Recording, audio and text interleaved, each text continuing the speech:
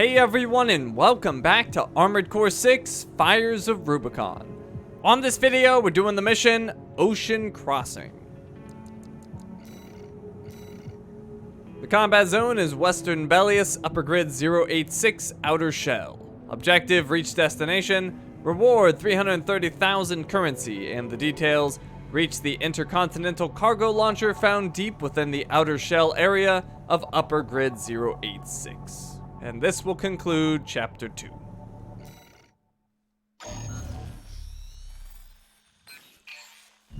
We're continuing through Grid 086, toward the intercontinental cargo launcher.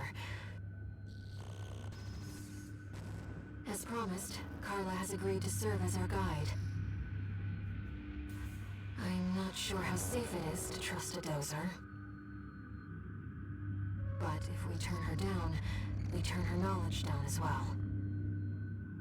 One more thing, Raven. Cinder, Carla's nickname. That's what the Rubiconians call survivors of the fires of Ibis.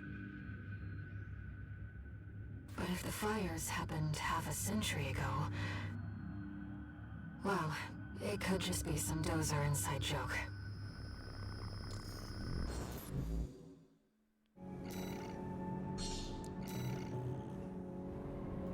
This will be our third sortie together, Raven. I'm quite enjoying the routine.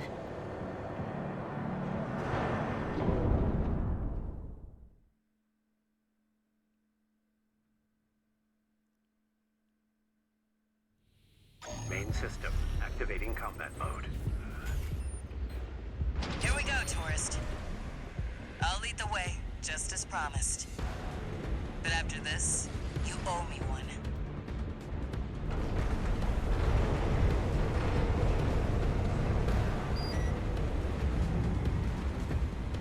Yep, up we go. This elevator goes straight to the top of the grid, the outer shell. Sadly, that's beyond my territory. I mean, once you're out there, the PCA satellites see everything. A few of the stupider dozers took it as a challenge, went out to prove themselves. You can guess what happened.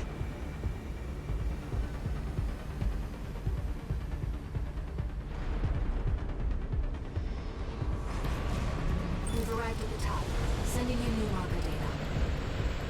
As Carla said, at this altitude, we're within firing range of the PCA's satellites. Now, what you should do is just immediately go down below and avoid the lasers, but I'm gonna have a little bit of fun and take out the enemies up top and dodge the lasers. Or maybe dodge the lasers, we'll see. Oh, maybe not dodge the lasers. 2 repair kits remaining. But I wanna destroy all the enemies. I'm on the warpath. Nope, I'm so bad at dodging those. Alright, we better get into cover. Hey, there we go.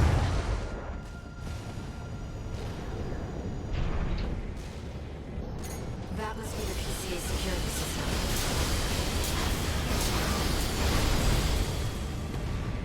Alright, same thing over here. You should just go straight, but I'm gonna have a little bit of fun and go to the left. Well, Because... nowhere to hide now. Oh crap. Well, that was not good. I got stuck on that and then I didn't have any energy to dodge. Just not expecting that. But yeah, if we come over here, we just get a couple more enemies. Oh no! Alright, my playing around is starting to get me into trouble.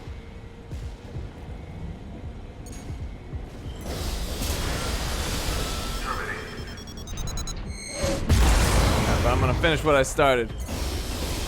Take out these last two. Alright. Now, let's not get ourselves killed. We gotta go on the bridge. Hey, I dodged Don't it. get fried. That's an extremely powerful laser. Be careful, Raven. Nice moves, tourist. Alright, going through. Intruder has escaped satellite range. Raising threat level. We're not far from the cargo launcher. Intruder detected near closed facility. Might as well clean up. up while you're here, tourist. Never did care for the upstairs neighbors. That's what I like to see. Let's get the cargo launcher ready. There. Alright. Access the container. I did not pay for my goofing around. Well, I did pay in terms of money, but I didn't pay in death.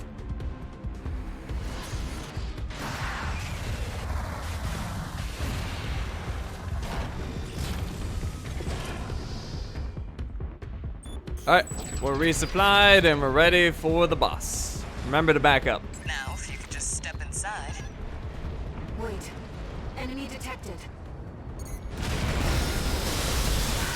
That machine. Great. Found a sea weapon. That tourist is a sea spider. One of the Institute's relics left to haunt Rubicon. Now what's it doing here?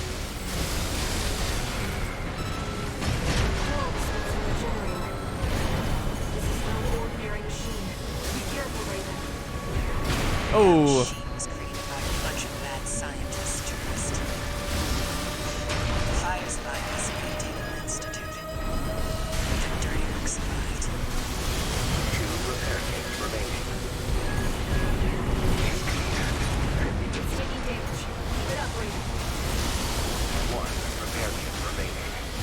alright. I was being a little overly aggressive. Got myself hit a few times. Let's play a little safer. After that, kaboom.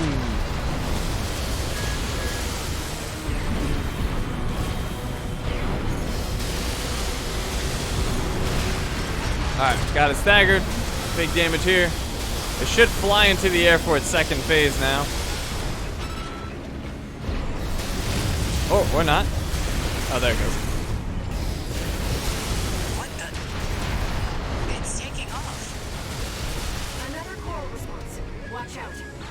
Go for that. We'll put up a shield. This could be some good R&D data. Can't wait to get back to the workshop. Taking major damage. You can do this, Raven. Smash it up, tourist. No repair kits remaining. Alright, we got the stagger. Big damage here. Don't know if I'll quite be able to finish. No, gonna be a little short. Oh, and I overheated. Like shoulder activation at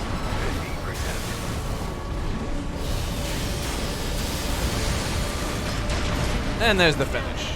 The generator's going to explode.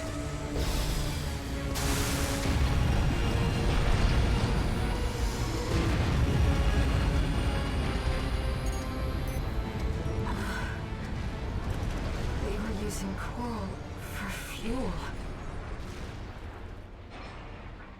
That was quite the show, tourist. How about we get back on track? Hop in the container. I'll operate the launcher from here. Alrighty, it wasn't clean, but we got it done. Board the container on the cargo launcher. Brace yourself.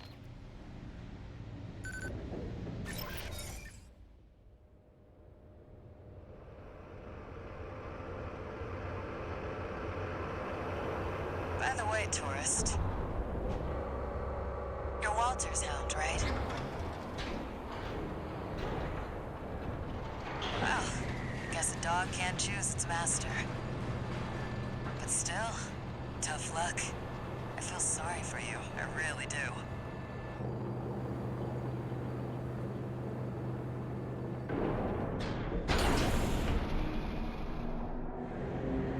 Oh, and one more thing. You know the cargo launcher's strictly for cargo, right?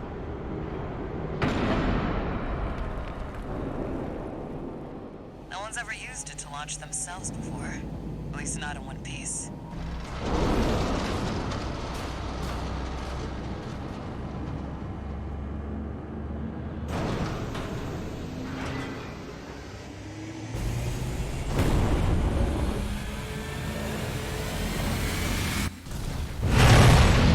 Hope your luck changes.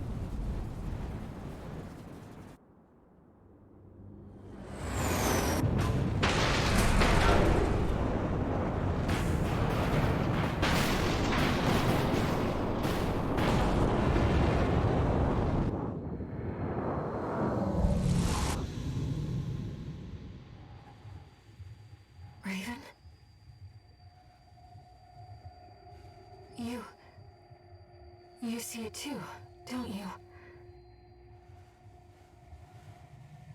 The voices of the coral. Currents coursing across Rubicon.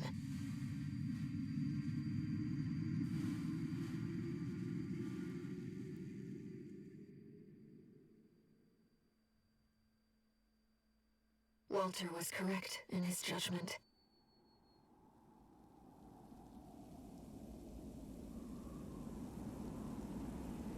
The coral. It's here, in this desolate place.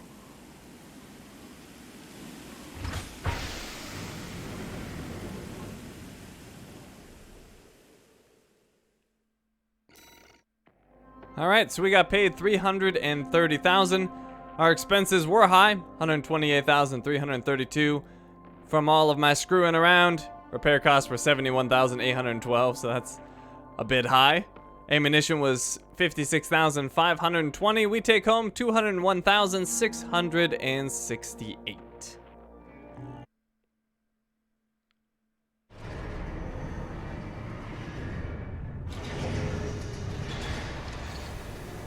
Augmented Human C4621, entering standard mode. 1 new message.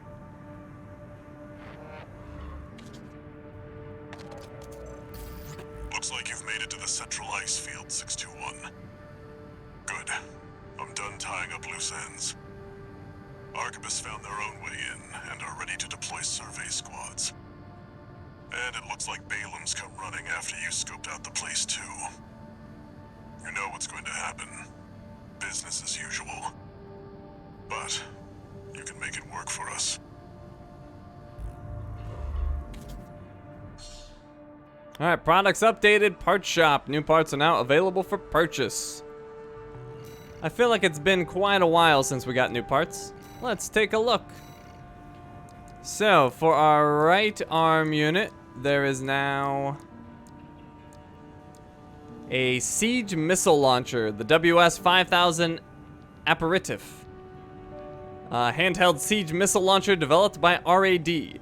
The missiles linger for a short while after launch before propelling themselves towards the target, allowing the user to effectively surround the target single-handedly. So, attack power 78 times 13. Total rounds is 338, so that seems decent. Weight, not too bad, 4,600, and the EN load is low, 165. It'll have some effect on our boost speed because of that weight, but nothing too bad there. As for advanced stats, effective range is 1,200, which is very nice. Guidance is 180. Reload time's a little slow, 6.5. There's definitely slower ones out there, but that's a little slow. And ammunition cost is 70, which doesn't seem too bad, but I'm assuming that'll get times by 13, which would make it really, really high if that's the case. But if that's not the case, that's really low, so depends. But yeah, interesting. And max lock count is just 1, so you can only do it to 1 target. Worth giving a shot.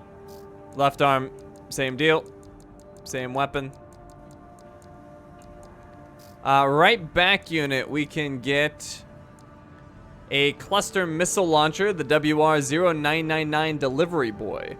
Cluster missile launcher developed by RAD, packed with a large number of compact explosives to carpet bomb the area.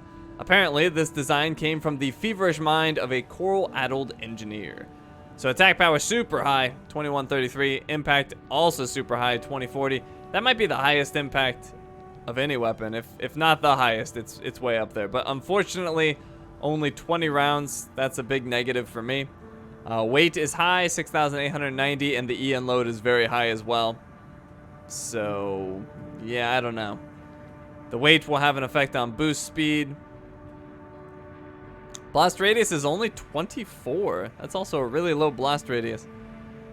Direct hit adjustments, 175. That's pretty good. Effective range, 1,049. Guidance is 200. Homing lock time is 5 seconds. You can only lock 1 target with it. Let's see. Reload time, very slow, 9 seconds. Ammunition cost is 600. So, I don't know. My experience is these big blasts actually have not been worth it. So, I'm leaning towards it's probably not going to be good, but we'll obviously have to test it. Then there's a scatter missile launcher, the WS-5001 Soup. Scatter missile launcher developed by RAD. Features a unique construction that allows it to fire 10 missile salvos in 3 consecutive stages for sustained overwhelming force. So its impact, or its attack power rather, is 78 times 10, but presumably times 3, because it said there's 3 stages. So if that's the case, that's really, really high. Impact is almost identical, 77 times 10. Total rounds is good, 420. Weight is 5,620, so a little on the higher end, and E and load very high, 680. Now, against more stationary targets, this could be devastating. Against other ACs, probably not good, just based on how ineffective it was against me. So, yeah, we'll have to see. Oh, and advanced stats. Effective range is crazy, 2,500. Direct hit adjustment's okay, it's 145. Reload time's 8 seconds, so on the longer end. Ammunition cost is 50. So, I don't know, maybe? Let's see, what else do we have? Left shoulder's the same 2 weapons. Head, we have the HS-5000 Appetizer. Head part for a combat AC developed by RAD. Though it was assembled from a patchwork of reclaimed resources, RAD mobilized its entire engineering team to fine-tune its design for formidable performance. So AP goes down, attitude stability goes down, system recovery goes down. Weight barely goes down, and EN load goes down a little bit. Defensive performance goes up very slightly. Boost speed goes up very slightly because of the weight loss. I don't see why you would use this. It doesn't seem very good to me. I guess the scan effect duration's slightly longer. Scan distance is very long. It's 610. The rest of it's just very unimpressive. So, don't see myself using that. For core, we have the CS5000 main dish. Core part for a combat AC developed by RAD. Same description as the last one. Let's see. AP goes up. Attitude stability goes way up. Generator output goes down. Weight's pretty high, 23,600, and EN loads on the higher end. Attitude stability going up that much is very interesting. This isn't something that I would want to use for like a regular, my regular setup. But having a lot of attitude stability is nice. Not getting staggered is very useful. And defensive performance goes up quite a bit too. Attitude stability, yeah, look at that attitude stability increase. That's pretty significant. So definitely something to consider if you're getting staggered a lot and you want to put a stop to that. But you're going to have to sacrifice a lot with that generator output. For arms, we have the AS5000 Salad. Arm parts for a combat AC developed by RAD. Let's see. AP goes up. Arms load limit goes up a lot, but you give up firearm specialization. It's a lot heavier, and the EN load is higher. So not interesting to me, but if you wanted to get a lot on those arms, this is a part that could potentially do it. And if you're not too worried about firearm specialization, that's not really much of a sacrifice. Plus, you're getting all that extra AP, which is nice. But not for me. For the legs, we have the bipedal 2S5000 Dessert. Bipedal leg parts for a combat AC developed by RAD. So AP goes up, attitude stability once again way higher, and load limit much, much higher. Weight goes up a bit, but not too bad, and EN load, same thing. So, I mean, this is, to me, the most interesting part of these new parts. I don't want to use it, but it would definitely be useful in a lot of builds, and that attitude stability, once again, is nice, that boost, and that's a pretty chunky AP increase of 1,300. That's not bad. So yeah, this is a really good part, just doesn't really work for my setup. Alright, then we have a new booster, the BC-0200 Gridwalker. Booster developed by RAD for lightweight machines. a design subcontracted by Elcano. This model was built for transport operations in the grid and on other complex terrain, with only a modest EN requirement when in midair. So thrust goes down slightly, upward thrust goes up a lot, QB thrust goes down. Weight, slightly higher than mine, but EN load much lower, which is nice. But you sacrifice quite a bit in boost speed. Quite a bit. 14 points is no joke. Let's see. Upward EN consumption is lowered by quite a bit, like it said. The quick boost reload time is 0.7 seconds, double of what my current one is. That's not ideal. QB reload ideal weight goes down slightly. AB thrust goes down. AB and EN consumption goes down though as well, so that's beneficial. Melee attack thrust goes up, and melee attack EN consumption goes down. So, I mean, there's some interesting parts here, but that QB reload time on its own is enough for me to not want it, to be honest. And QB thrust going down as well, not great. So, I think this is a pass for me. And then nothing new on FCS and nothing new in Generator. So, that's our new parts. Some interesting parts, but unfortunately nothing from my setup that I'm particularly excited about. But we'll have to play around with some stuff and see if anything works out.